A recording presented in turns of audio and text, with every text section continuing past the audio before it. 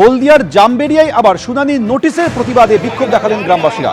মানিকপুরে রাস্তা অবরোধ করে এলাকাবাসী বিক্ষোভ দেখালেন।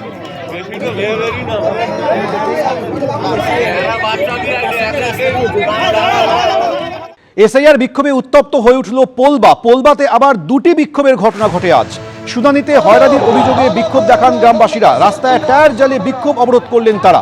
অন্যদিকে এসআইআর বিক্ষোভে পথে নামে তৃণমূল কংগ্রেসও। ফর্ম 7-এর মাধ্যমে ভোটারদের নাম বাদের চেষ্টা চলছে, এই অভিযোগে পোলবার আলীনগরে পথে নেমে বিক্ষোভ দেখায় তৃণমূল কর্মীরা। বসবাস করছি, আমাদের বাপ ঠাকুর দাদারা ব্রিটিশ আমল থেকে এখানে বসবাস করছে। প্রশাসন যতক্ষণ না গ্রেফতার করবো ততক্ষণ আমরা এখান থেকে সরছি না, সরবো না। ইলেকশন কমিশন মামলা থেকে দুর্গত, অবরত ইলেকশন কমিশন মামলা থেকে দুর্গত। জেলায় জেলায় হয়রানির অভিযোগ। মানুষজন এভাবেই বলছেন যে আমরা কিভাবে আশ্বস্ত হব, ভোটার তালিকায় আমাদের নাম থাকবে কি থাকবে না, কেন আমরা রসিদ পাবো না। একাধিক অভিযোগ তুলে এভাবেই সরব হয়েছেন তারা। বারাসাতে বিক্ষোভের ছবিটা আপনারা একবার দেখুন। কিন্তু প্রতিবাদের নামে কেন এই বিক্ষোভ তাণ্ডব চলবে, প্রশ্নটা এখানে।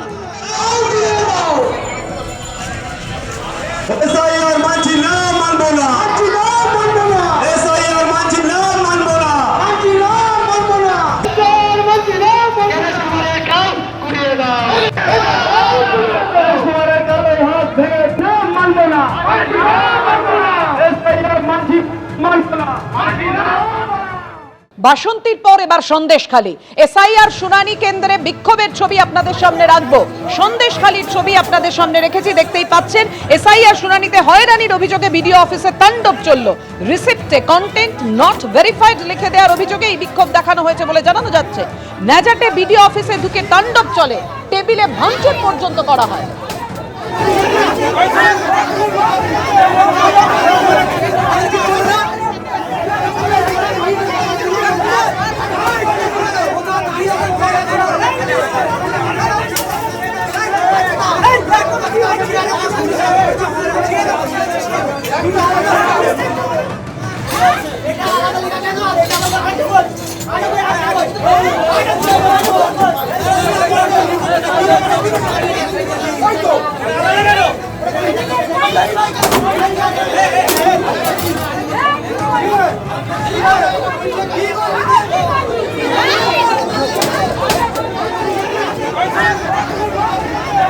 আইন শৃঙ্খলায় সুপ্রিম কোর্টের অর্থাৎ সর্বোচ্চ আদালতের কড়া নির্দেশের পরও ছবিটার বদল হচ্ছে না।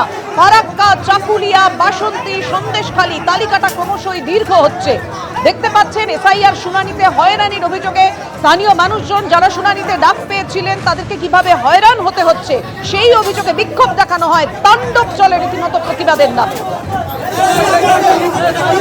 আরো বিস্তারিত জানবো, কথা বলবো। আমাদের সঙ্গে রয়েছেন আমাদের প্রতিনিধি সমীরণ পাল।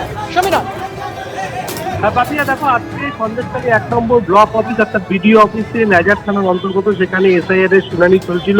প্রচুর মানুষের ভিড় জমেছিল এবং শুনানি চলাকালীন কোনো একজন ব্যক্তি যাকে এসআইআর এর শুনানির পর তাকে একটা রিসিপ্ট দেওয়া হয়েছিল, রিসিপ্টে লেখা ছিল যে কন্টেন্ট নট ভেরিফাইড।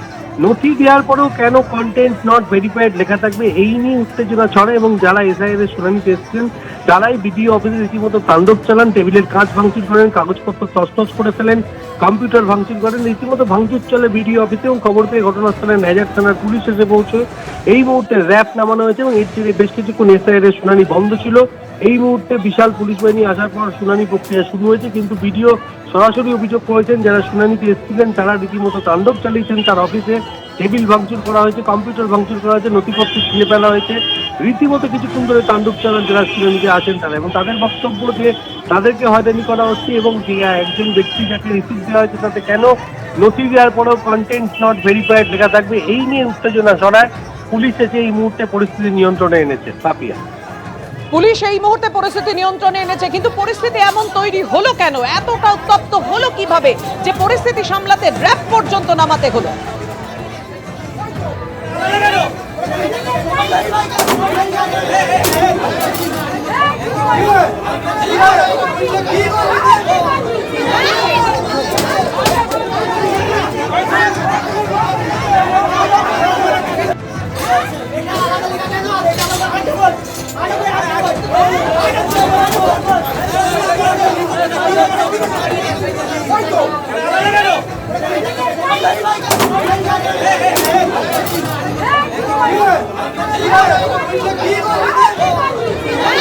অর্থাৎ ফের শুনানি কেন্দ্রে তাণ্ডব ভাঙচুরের ছবি, যে ছবি আপনারা সন্দেশখালীতে দেখছেন। এবিপি আনন্দ, এগিয়ে থাকে, এগিয়ে রাখে।